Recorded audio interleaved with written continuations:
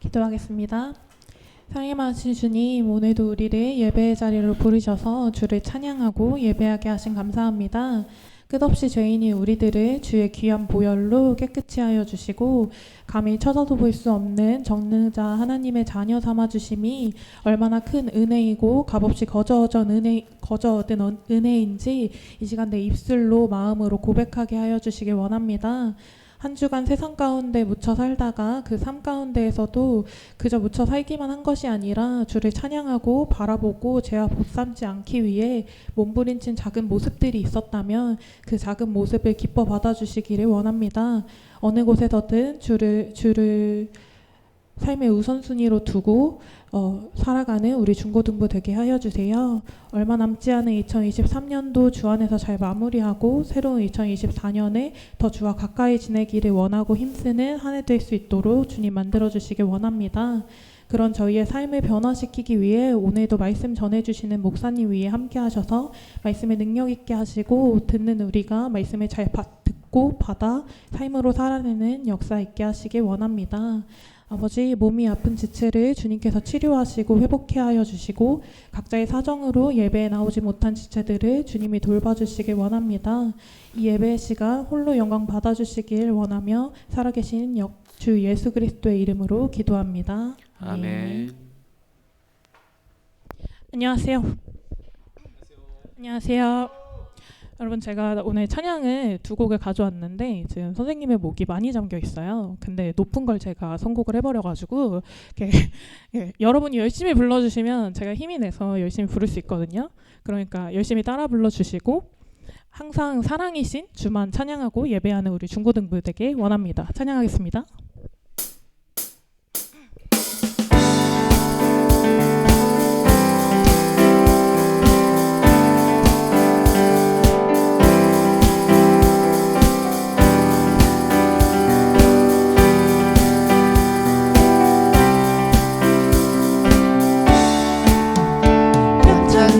주님의 사랑과 거룩한 보혈의 공로를 우리 다 찬양을 합시다.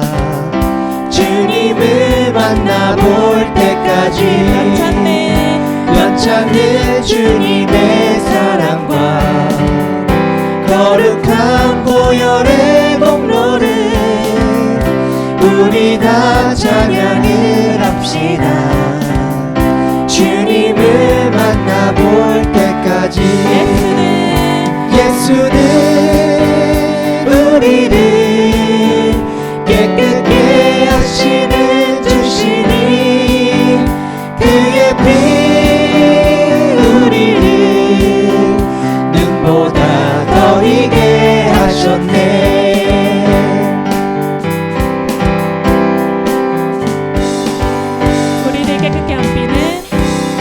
우리를 깨끗게 한 피는 무궁한 생명의 물일새 생명의 구원을 받은 자 하나님 찬양을 합시다.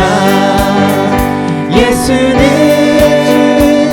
우리를 깨끗게 하시는 주시니 그의 피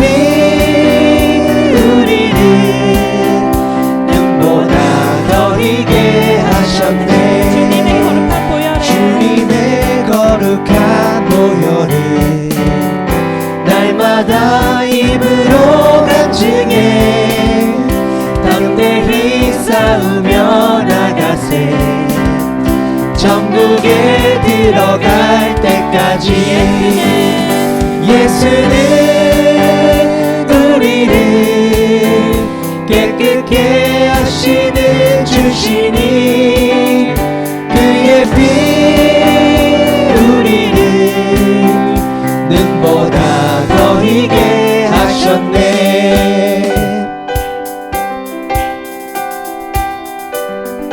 우리 목소리로만 십자가 단단히 붙잡고 십자가 단단히 붙잡고 날마다 이기며 나가세 머리에 면류관 쓰고서 내 찬양할 때까지 예수는 우리를 깨끗게 하시는 주시니 그의 피 우리를 눈보다 더 희게 하셨네. 예수는 우리를 깨끗게 하시는 주시니 그의 피 우리를 눈보다 더 희게 하셨네. 예수는 우리를 깨끗게 하시는 주시니 그의 피 우리를 눈보다 더 희게 하셨네. 우리를 깨끗게 하신 주 예수 그리스도를 찬양과 경배의 박수 올려드립니다. 아멘.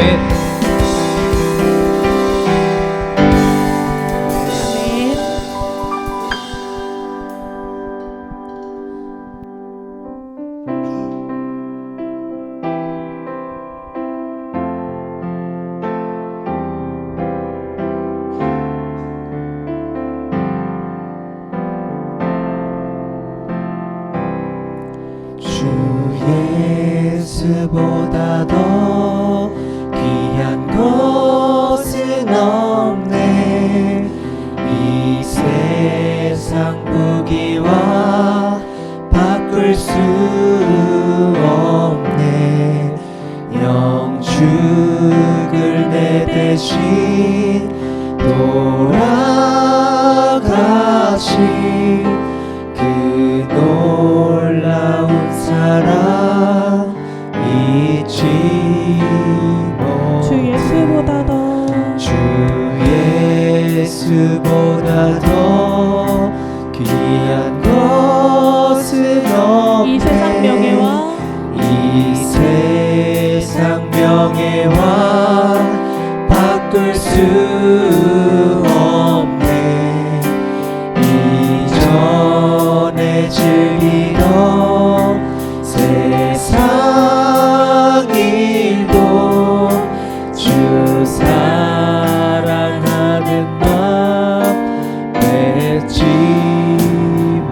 세상 못해. 즐거움 세상 즐거움 다 버리고 세상 자랑 다 버렸네. 주 예수보다 더 귀한 것은 없네. 예수밖에는 없네. 감절로 고백하겠습니다. 주 예수보다 더 주 예수보다 더 귀한 것은 없네. 이 세상 행복과 바꿀 수 없네. 유혹과 핍박이 몰려와도 주 섬기는 내 맘 변치 세상 즐거움 세상 즐거움 다 버리고 세상 자랑 다 버렸네. 세상 즐거움 다 버리고 세상 자랑 다 버렸네. 주 예수보다 더 귀한 것은 없네. 예수밖에는 없네. 여러분 이 시간 이렇게 기도하며 나아갔으면 좋겠습니다. 변치 않는 사랑으로 죄인인 우리를 깨끗게 하신 주 예수 그리스도를 정말 내 삶에서 이 이상 더 귀한 것이 없게 해달라고, 혹시 내가 주님보다 더 높게 여기고 더 귀하게 여긴 것이 있다면 이 시간 주님 앞에 내려놓고 주만 내 삶의 첫 번째로 두고 사는 예배자 되게 해달라고 아버지 간절히 기도하며 나아가겠습니다. 기도하겠습니다.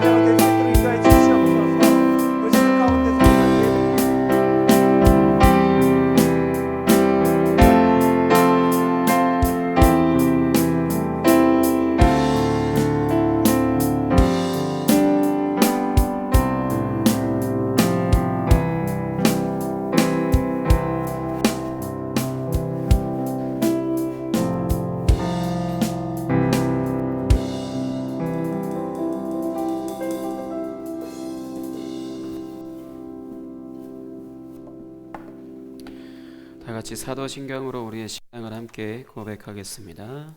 전능하사 천지를 만드신 하나님 아버지를 내가 믿사오며 그 외아들 우리 주 예수 그리스도를 믿사오니 이는 성령으로 잉태하사 동정녀 마리아에게 나시고 본디오 빌라도에게 고난을 받으사 십자가에 못 박혀 죽으시고 장사한 지 사흘 만에 죽은 자 가운데서 다시 살아나시며 하늘에 오르사 전능하신 하나님 우편에 앉아 계시다가 저리로서 산자와 죽은 자를 심판하러 오시리라.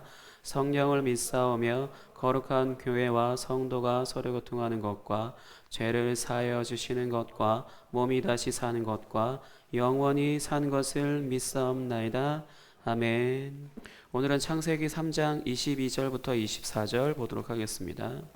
창세기 3장 22절부터 24절입니다. 창세기 3장 22절부터 24절. 구약성경 4페이지. 다섯 손가락이 들어가네요. 1, 2, 3, 4, 4페이지. 구약성경 4페이지 창세기 3장 22절부터 24절. 구약성경 4페이지 창세기 3장 22절부터 24절 한 목소리로 같이 읽겠습니다. 시작. 여호와 하나님이 이르시되 보라 이 사람이 선악을 아는 일에 우리 중 하나같이 되었으니 그가 그의 손을 들어 생명나무 열매도 따먹고 영생할까 하노라 하시고 여호와 하나님이 에덴 동산에서 그를 내보내어 그의 근원이 된 땅을 갈게 하시니라. 이같이 하나님이 그 사람을 쫓아내시고 에덴 동산 동쪽에 그룹들과 두루 도는 불칼을 두어 생명나무의 길을 지키게 하시니라. 아멘. 썸네일 보여주시겠어요? 오늘은 죄에 대해서, 죄라고 하는 주제에 대해서 이게 뭐가 죄인지 말씀드리도록 하겠습니다. 밑에 땡땡하며 살아가는 삶이 있어요. 땡땡하며 살아가는 삶. 뭐하며 살아가는 삶은 죄입니다 라고 딱 이렇게 되어 있으니까 그 땡땡이 뭔지를 한번 여러분들이 생각을 해보시면서 한번 정답을 맞춰보시기 바랍니다. 지금 말고요. 말씀 들으면서. 그러면서 여러분들이 혹시 지금 그러고 계시는지는 않는지 그런 것들을 생각해보면 좋을 것 같아요. 그러니까 우리가 흔히 생각하는 죄라고 하는 건 보통 불법을 저희가 죄라고 얘기를 하잖아요. 그래서 이 성경에서도 이렇게 불법이다라고 하는 것, 그러니까 무언가를 위반하고 무언가를 하지 말아야 될 것들을 하고 그런 것들을 우린 불법이잖아요. 신호등에 빨간불인데 건너야 돼 말아야 돼? 주원아. 건너면 안 되죠. 근데 건너면 불법이죠. 그 다음에 뭐 그런 것처럼 정해진 이렇게 하는 것이 합법이다 뭐 이런 식으로 되어 있어서 그거를 어기게 되면 불법이다. 그러니까 죄다. 우리가 죄를 졌다 하잖아요. 그래서 범죄했다 이렇게 표현하는데 이런 의미로서 성경에서도 충분히 죄를 설명할 수도 있지만 오늘은 조금 다른 방법으로 다른 관점으로 설명할까 합니다. 성경에 죄라고 하는 신약 성경의 죄라고 하는 단어가 하마르티아라고 있어요. 그냥 그러려니 하고 들으세요.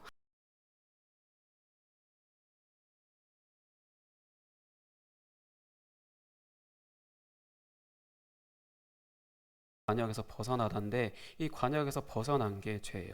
그래서 이 관역에서 벗어나다라는 건 그거에 대해서 설명을 할 텐데 우리가 이걸 가지고 생각해 볼 수 있는 스포츠 종목 있죠.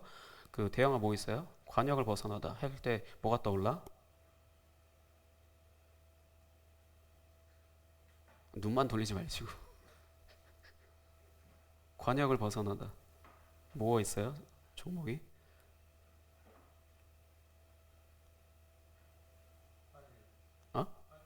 어? 활. 그러니까 그거 가지고 하는 종목 뭐 있을까?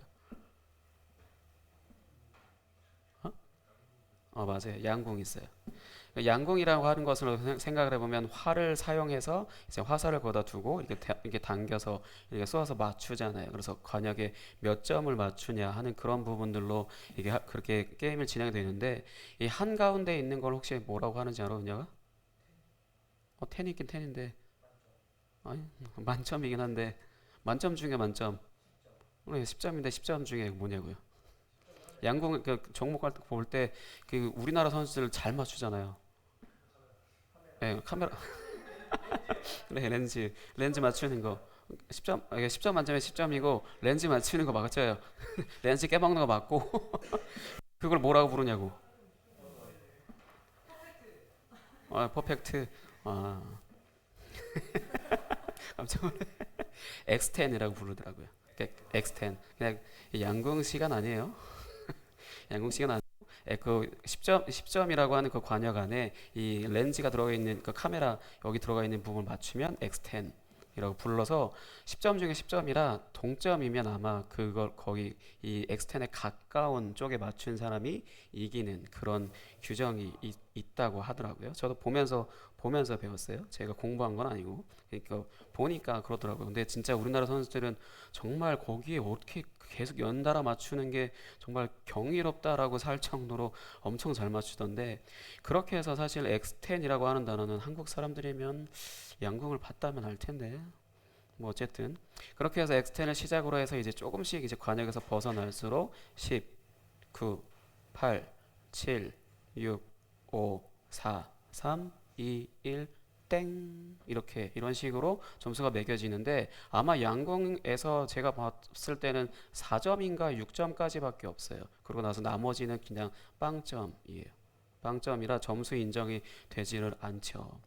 그래서 이제 실력이 좋아서 X10에 맞추면 맞출수록 거기에 가깝게 쏘면 쏠수록 이길 확률이 높아지기 때문에 그런 연습들을 주로 하게 되고 그렇게 해서 한 발 한 발 실수하지 않고 계속해서 맞추기 위해서 그 사람들 엄청 힘쓰죠. 이것처럼 한번 여러분들 우리 한번 생각을 해봅시다. 나는 몇 점을 쏘고 있을 것 같아요? 내가 양궁을 한다면 몇 점 쏘겠다 이게 아니라 여러분들 그러니까 먼저 내가 양궁을 하면 몇 점 쏠 것 같아요? 지난번에 스포츠 몬스터 갔을 때도 거기 양궁 종목이 있었던 것 같은데 그거를 해보신 분들은 뭐 몇 점 쐈는지 궁금하긴 하지만 그러니까 그런 것처럼 내가 쏜다라면 몇 점 쏠 것 같다라는 것들도 있는 것처럼 우리 인생이 몇 점을 쏘고 있을까라는 걸 한번 생각을 해봐야 돼요. 왜냐면 관역에서 벗어나면 죄입니다. 죄이기 때문에 그러니까 우리 인생이 이 관역에 맞추지 못한다 그러면 죄라는 거예요. 성경에서는 그런 부분이기 때문에 그래서 이게 죄라고 할 수 있지만 그렇다고 이렇게 되는 게 죄다라기보다 내가 계속해서 내가 지금 쏘고 있는 게 여기 관역에 맞추고 있지 못하다라고 한 거는 내가 죄를 진 게 아니라 내가 죄의 상태에서 살고 있다라고 생각하시면 되거든요. 그럼 내가 어떤 삶을 사는 게 그럼 죄일까요? 어떤 삶을 사는 게 관역에서 이제 벗어난 걸까요? 이거를 하나씩 이제 본문 말씀 갖고 이제 말씀을 드리겠습니다. 오늘 본문 말씀에서 말씀하는 죄는 일단 선악을 아는 일이 죄예요. 선악을 알게 된 그것이 이제 죄의 상태에 들어가게 된 건데 이 선악을 아는 것이 우리한테는 그냥 옳고 그름을 판단하는 거잖아요. 이렇게 내 생각에 이건 선한 일이고 내 생각에 이건 악한 일이야라고 하는 거잖아요. 근데 이거를 내가 지난주에 말씀드렸듯이 이제 하나님과 똑같이 되었다라는 거예요. 선악을 알게 된 것이 하나님과 똑같이 되어서 이제 하나님께 속해 있다라면은 이제 이 사람이 하는 모든 말이 다 잘못된 정보를 아까 제가 뼈 얘기하다가 잘못 얘기한 그것처럼 잘못 얘기했다 하더라도 신뢰를 한다면은 그런 것들을 생각을 해보지만 일단 그게 아니라 따로 딱 빠져 있으면 이제 이 사람이 하는 말들을 옳다 그렇다라는 것을 객관적으로 판단을 하잖아요. 그러니까 그런 것처럼 하나님께 속해 있다라면은 이분의 모든 것이 다 선한 것으로 본인 스스로 선하다 악하다 이걸 구별하지 않는데 이제 하나님과 똑같이 선악을 알게 되었기 때문에 이제 같이 있지 않고 옆에서 판단을 하고 있는 거죠. 그래서 하나님이 하시는 일을 내 관점에, 내 감정에, 내 마음에, 내 기준에 선하다, 악하다 이렇게 말하고 있는 거. 이게 바로 죄라고 할 수 있는, 그러니까 죄의 상태에 들어갔다고 할 수 있는데 독립적인 존재가 됐다라는 거예요. 하나님께 속해 있지 않고 독립적인 존재가 되었다라는 거죠. 선악을 알게 되었다는 것은. 그래서 이제 이렇게 독립적인 존재가 되어서 어떻게 됐냐? 하느라 이제 아담과 하와가 이렇게 선악을 알게 되고 나서 어떻게 됐어요? 결과가? 예, 에덴 동산에서 쫓겨났죠. 그래서 에덴 동산에서 쫓겨나서 하나님의 집에서 살던 삶을 이제 하나님의 집에서 살지 못하고 쫓겨나서 이제 자기 힘으로 살아야 되는데 그러면 이제 아담과 하와는 어떻게 먹고 살아야 됐냐? 23절 뒷부분에 뭐라고 쓰여 있냐? 한번 보겠습니다. 23절 뒷부분. 3장 23절 뒷부분이에요. 일단 23절 같이 읽겠습니다. 시작. 여호와 하나님이 에덴 동산에서 그를 내보내어 그의 근원이 된 땅을 갈게 하시니라. 땅을 갈게 됐다는 거죠. 하나님의 그냥 모든 만들어 놓으신 것을 관리하는 삶에서 땅을 갈게 했다는 건데 시체한 말로 삽질하면서 한다는 거예요. 이제 삽질하게 됐다는 거죠. 우리가 삽질하게 됐다는 표현을 언제 쓰죠? 예? 예. 그러니까 그런 거 잘 생각해 보세요. 이제 이 수고를 하면서 살아야 되는 거예요. 이 수고하면서 사는 삶이 죄입니다. 굉장히 충격적인 말로 드리겠지만 수고하면서 살아야 되는 게 죄의 상태가 됐다는 거예요. 그 전에 수고하지 않아도 되는 삶이었는데 이제 수고하면서 살아야 된다는 거예요. 그의 근원이 된 땅을 갈게 하시니라. 그래서 이제 그동안 하나님의 집인 에덴 동산에서 하나님의 것으로 먹고 살았다라면은 이제는 쫓겨났기 때문에 자신들의 힘으로 이제 수고해야 먹고 살 수 있게 됐다는 거예요. 오늘 본문 말씀 앞부분 창세기 17이래. 창세기 3장 17절에서 19절 읽겠습니다. 창세기 3장 17절에서 19절. 창세기 3장 17절에서 19절. 되게 숨이 탁탁 막히죠. 이제 수고하며 사는 삶의 죄래. 창세기 3장 17절에서 19절 같이 읽겠습니다. 시작. 아담에게 이르시되 내가 내 아내의 말을 듣고 내가 내게 먹지 말라 한 나무의 열매를 먹었은즉 땅은 너로 말미암아 저주를 받고 너는 내 평생에 수고하여야 그 소산을 먹으리라. 땅이 내게 가시덤불과 엉겅퀴를 낼 것이라. 내가 먹을 것은 밭의 채소인즉 내가 흙으로 돌아갈 때까지 얼굴에 땀을 흘려야 먹을 것을 먹으리니 내가 그것에서 취함을 입었음이라. 너는 흙이니 흙으로 돌아갈 것이니라 하시니라. 아멘. 이제 그러니까 아담에게 말씀하시는 거예요. 이게 남자에게 여자에게 구별된 게 아니라 하나님이 창조하신 그 사람 대표로서의 그 아담이라고 하는 그 사람이라고 하는 그 존재들에게 말씀하시는 걸로 들으셔야 돼요. 내 아내의 말을 들었다는 것은 집안에 있는 와이프 말을 들었다는 표현이 아니고 그러니까 지금 이 표현은 하나님이 말씀하신 그 계명을 말씀하신 것에 다른 존재의 말을 귀담아 들었고 거기에 말에 순종했다라는 거예요. 그렇게 됨으로 인해서 이제 땅은 너가 저주받은 게 아니라 땅이 너 때문에 저주를 받게 되어서 이제 너는 이제 평생에 수고하여야 그 소산을 먹게 된다라는 거죠. 농사를 짓는 농사를 짓는 그 직업이잖아요. 그 아담과 하와가 이제 농사를 짓게 되는 건데 농사를 하는 데 있어서 땅이 저주를 받았기 때문에 열심히 정말 삽질을 한다라는 표현처럼 엄청난 삽질을 엄청나게 해대야 겨우 이제 뭔가 먹을 것을 겨우 얻을까 말까 할 정도로 이제 힘들어졌다라는 거죠. 근데 평생 동안 이제 수고하여 얼굴에 땀이 흐르도록 열심히 해야 겨우 먹고 사는 삶이 되었다라는 거예요. 하나님의 것을, 하나님이 주시는 것을 공급받고 그냥 그걸 다 먹을 수 있고 다 누릴 수 있는데 여기서 이제 이건 박탈당하고 이제 열심히 해야 겨우 이제 끼니를 때울까 말까 뭐 그런 식으로 이제 됐다라는 거죠. 근데 이게 여러분들한테 지금 와닿지 않죠. 왜냐면 지금 당장 먹고 사는 거에 별로 어려움이 없잖아요. 여러분들 가정 형편을 말하는 게 아니라 여러분들이 직접적으로 하지 않잖아요. 여러분들의 보호자이신 분들이 열심히 지금 이런 수고를 하고 계셔서 여러분들은 지금 그거를 그 건너 편에 있으니 그걸 지나온 자리에 있으니까 이게 와닿지 않을 텐데 여러분들한테 이게 직접적으로 표현하지 그러니까 적용한다면은 뭐가 될 수 있냐면 수능 점수 1점 때문에 지금 당장 봐야 되는 점수 관리 때문에 내신 때문에 뭐 때문에 계속해서 내가 그 점수 때문에 밤늦게까지 공부하고 코피 쏟아가면 공부하고 악착같이 이렇게 열심히 하고 있잖아요. 왜 그러냐? 하기 싫어서, 뭔가 뒤처지기 싫어서, 뭔가 이제 더 좋은 직업 얻기 위해서, 더 잘 살기 위해서잖아요. 그렇게 되는 그 수고랑 같은 거예요. 물론 이게 완전히 모양이 이 체감하는 건 완전히 틀리죠. 당장 오늘 먹고 사는 거에 대한 걱정이라면은 정말 이 말씀이 너무나 아프게 들릴 텐데 여러분들한테는 아마 지금 그렇게까지 아프게 들리진 않을 수 있어요. 왜냐하면 지금 당장 내가 먹는 거 끼니 걱정 안 하잖아요. 근데 이 지금 아담과 하와는 거의 뭐 그냥 그런 상황으로 내몰린 거예요. 땅이 너한테 가시덤불과 엉겅퀴를 낸다. 뭐 그냥 정확히 열매를 똑바로 내놓는 게 아니고 그냥 헛된 거, 그러니까 말 그대로 뭔가 올바른 작용을 못 하게 돼서 내가 열심히 땅을 갈고 열심히 수고했는데 거기 가시덤불 먹을 수 없는 것들, 내가 뭔가 유익을 얻을 수 없는 것들을 또 이게 내놓고 뭐 이렇게 되니까 이제 진짜로 계속 1년 농사 망치면 뭐 그런 표현들 여러분 들어봤는지 모르겠지만 어른들 뭐 이렇게 농사 지으신 분들 1년 농사 망쳤다 그러면 거의 망연자실이라고 이런 표현으로 주저앉아 계시잖아요. 나 어떻게 먹고 사냐? 나 이제 이런 애통하는 마음, 한탄하는 말들을 하잖아요. 그런 것처럼 이제 인류가 그렇게 되어 버렸다라는 거예요.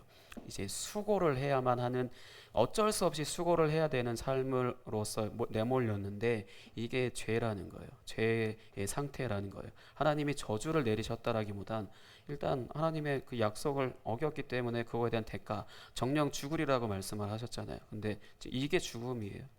성경에서 말씀하는 건 이게 죽음이에요. 내 생명이 끊기는 걸 말하는 게 아니라 하나님과의 관계가 끊어지는 거, 하나님의 집에서 나가서 이렇게 쫓겨나게 되는 거, 그런 부분들을 죽음이라고 하는데 이제 그런 상태에 놓였다라는 거죠. 그래서 이제 여러분들도 계속해서 열심히 공부해서 수능 점수 때문에 내신 관리, 그 다음에 자격증 따는 거, 스펙 관리, 여러 가지 악착같이 열심히 하시잖아요. 열심히 수고하고 계시잖아요. 싫어도 여러분들이 그걸 좋아서 원해서 하는 분들도 있겠지만 싫어도 어쩔 수 없이 해야 되잖아. 싫어도 어쩔 수 없이 수고를 해야 되는 그 상태가 바로 죄의 상태라는 거예요.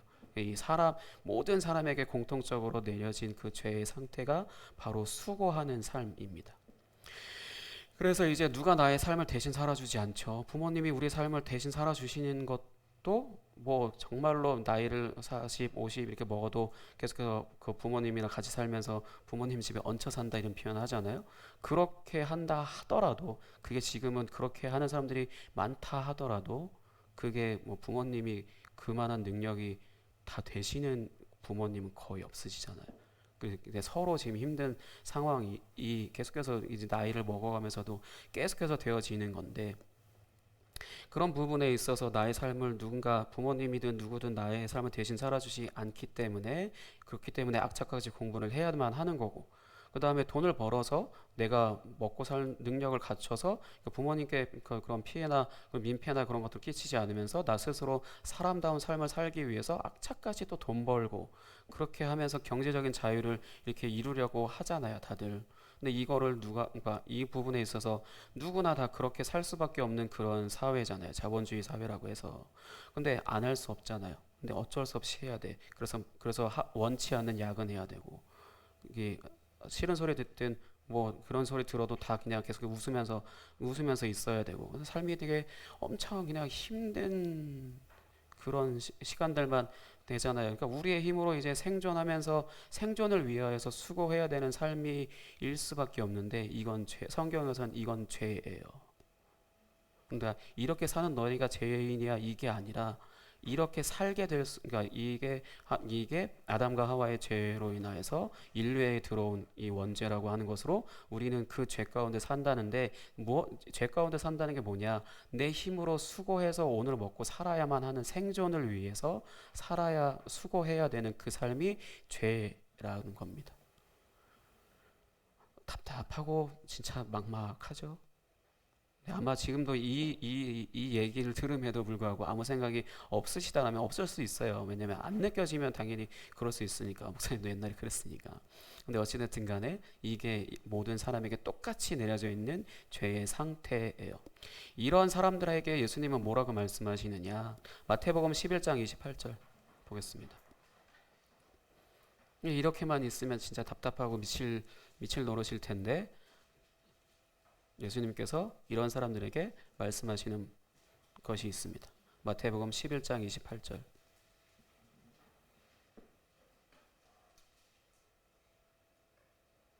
마태복음 11장 28절.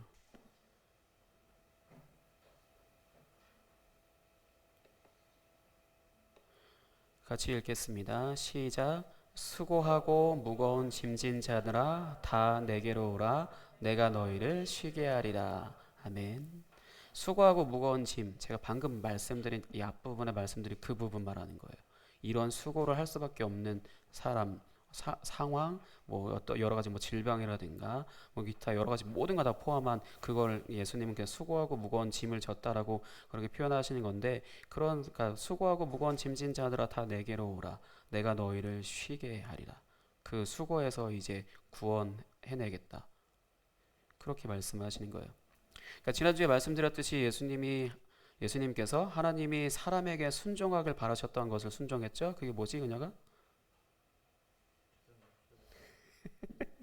하나님 그러니까 아담과 하와가 선악을 알게 하는 나무의 열매를 먹음으로 인해서 실패한 것을 예수님께서는 십자가에서 죽으시는 것으로 순종을 하셨어요. 그래서 구약에 있는 모든 것을 이제 그런 하나님과의 관계 안에 있어야 되고 하는 그런 이스라엘 백성들에게 그런 부분들을 순종하신 거고, 그 다음에 아담 실패한 거를 예수님이 성공시키셨기 때문에 순종하는 사람으로서 예수님은 하나님 앞에 그렇게 서 계시고, 그래서 우리는 그 이후에 뭘만 하면 되는 삶이 되었냐? 기현아 답해 볼래요? 이제 지난주에 이제 뭐만 하면 된다고 목사님이 뭐라고 얘기한 거 혹시 기억나? 이제 율법이나 그런 것들에 순종하지 않아도 되고 이제 뭐만 하면 된다고.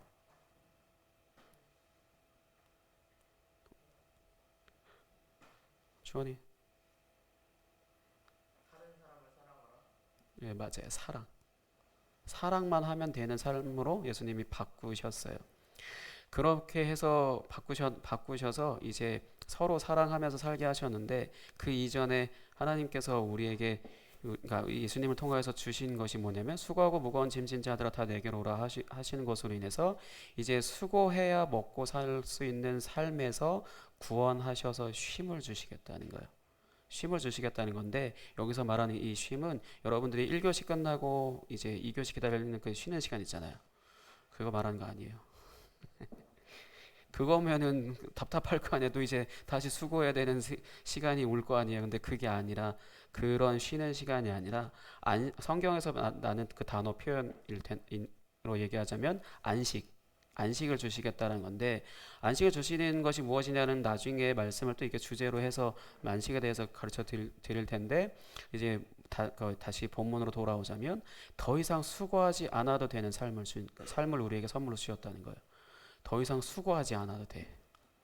열심히 하지 않아도 된다는 거예요. 그래서 목사님이 맨날 여러분들한테 뭐 잘해, 열심히 해, 똑바로 해 이런 말 안 쓴다 하잖아요.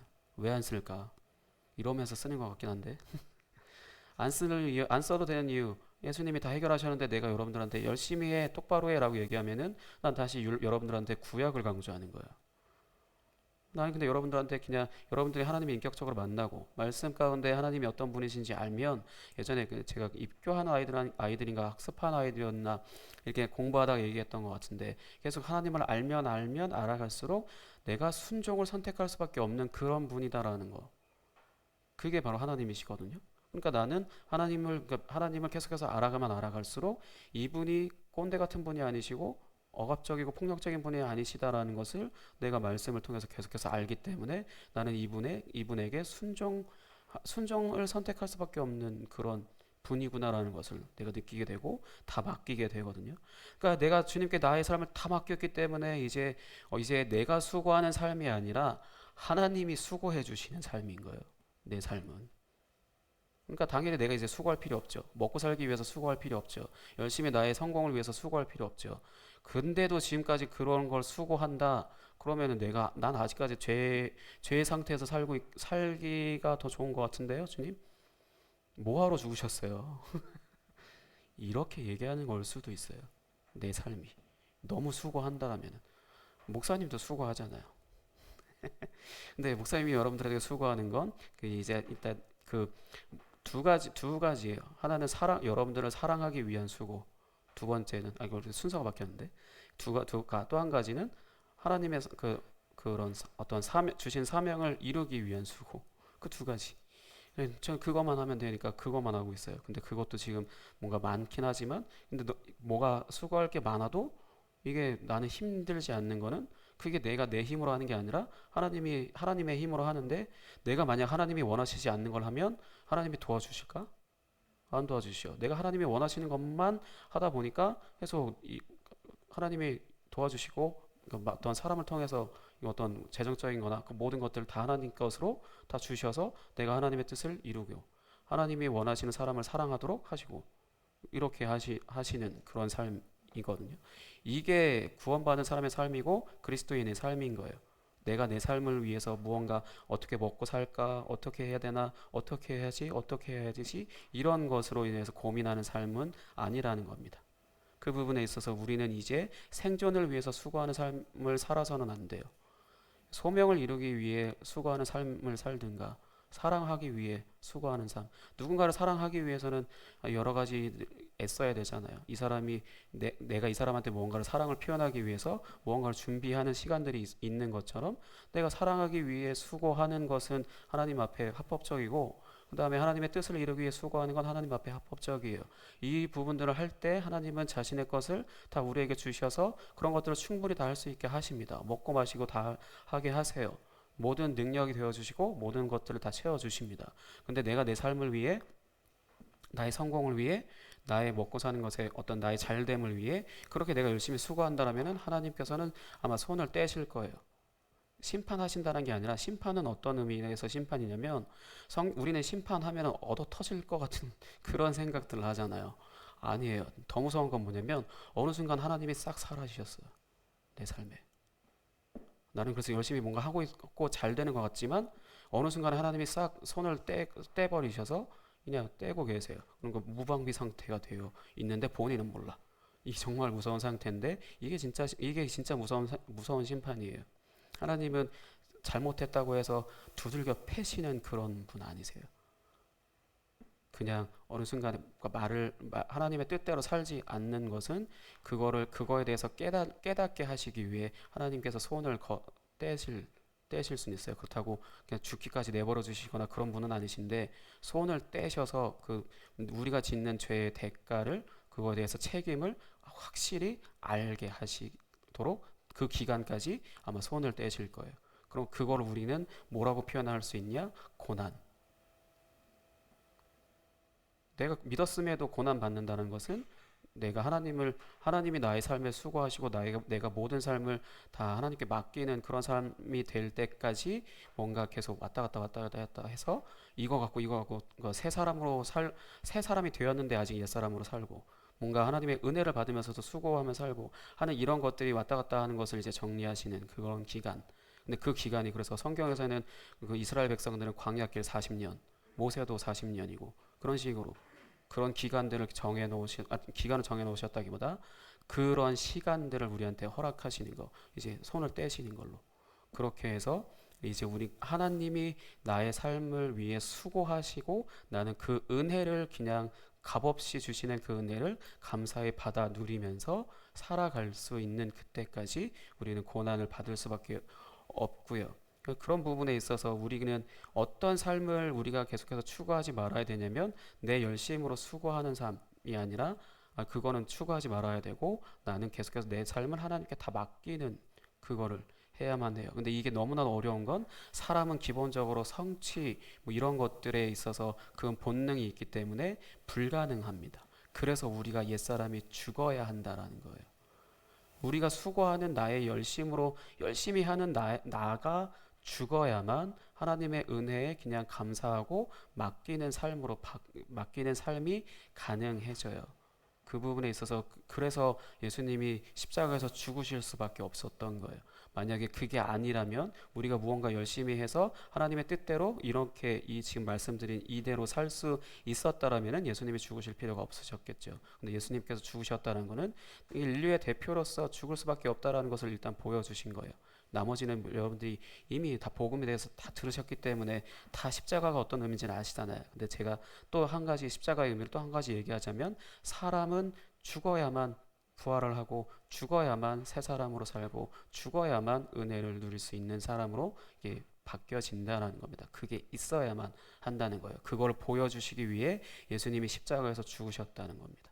그 부분에 있어서 우리가 생존을 위해서 수고하는 삶은 죄이고 하나님의 뜻을 부르심을 이루기 위해 사랑하기 위해 그렇게 수고하는 삶은 하나님께서 기뻐하시는 것이라는 것을 기억하시고 이제 그 부분에 기억하시기 바랍니다. 이제 함께 찬양하고 기도하도록 하겠습니다. 우물가의 여인처럼이라는 그 찬양을 준비했는데 우물가의 여인이 어떤 것인지는 선생님들한테 좀 궁금하시면 물어보시면 될 것 같고요. 우물가의 여인이 남편이 여러 명이 있었지만 지금 있는 남편도 내 남편이 아니다 이렇게 얘기하는 사람인데 그냥 자기의 삶의 어떤 안정, 만족 그것을 인간적인 관점으로 열심히 하던 사람인데 이제 그 사람을 이제 예수님을 만나고 나서 그 부분에 대해서 이제 가사라고 할 수 있거든요.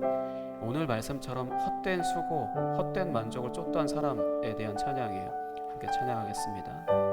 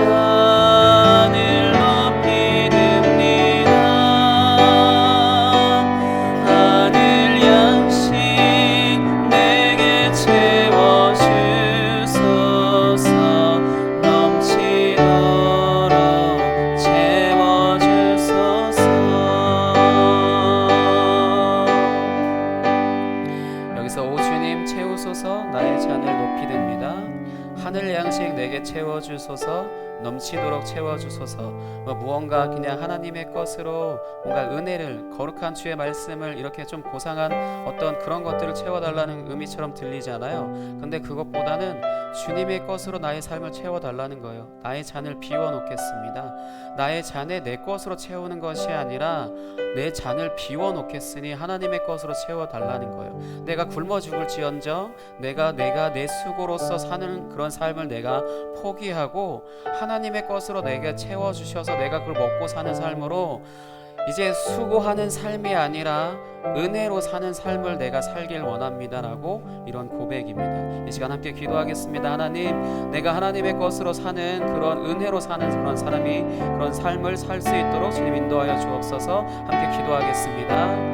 하나님 아버지 감사합니다. 주님, 우리의 수고로 인하여 아버지 여러 가지 힘든 상황 가운데 내 힘으로 아버지 악착같이 억지로 살아가는 아버지 그런 삶에서 아버지 그런 삶을 주님이 죄로 정해놓으신 아버지 그러한 삶을 내가 더 이상 살지 않게 하시고 하나님의 것으로 하나님의 집에서 하나님의 것으로 하나님의 능력으로 아버지 내가 아닌 하나님으로 아버지 살아갈 수 있는 아버지 그런 은혜 아버지 은혜를 누리며 살아가는 삶을 그러한 삶을 살아갈 수 있도록 주님 인도하여 주시옵소서. 나의 삶의 주인이 내가 아닌 주님이다라는 것을 아버지 내가 고백하는 것을 아버지 입술로만 고백하는 것이 아니라 아버지 나의 삶의 모든 상황 가운데 주님께 나의 모든 것을 다 내어 맡김으로 인하여 주님이 나의 주님이십니다라는 아버지 그런 고백된 아버지 그런 고백과 나의 삶이 일치된 삶을 아버지 살아갈 수 있도록 주님 인도하여 주시옵소서. 우린 그러한 힘이 없습니다. 주님, 그렇기 때문에 주님이 우리를 대신하여 십자가에서 죽으셨고 그렇기 때문에 주님께서 우리에게 주의 성령을 아버지 우리에게 선물로 주신 줄 믿습니다. 주님, 우리가 그렇게 살아갈 수 있도록 주님 도와주시옵소서.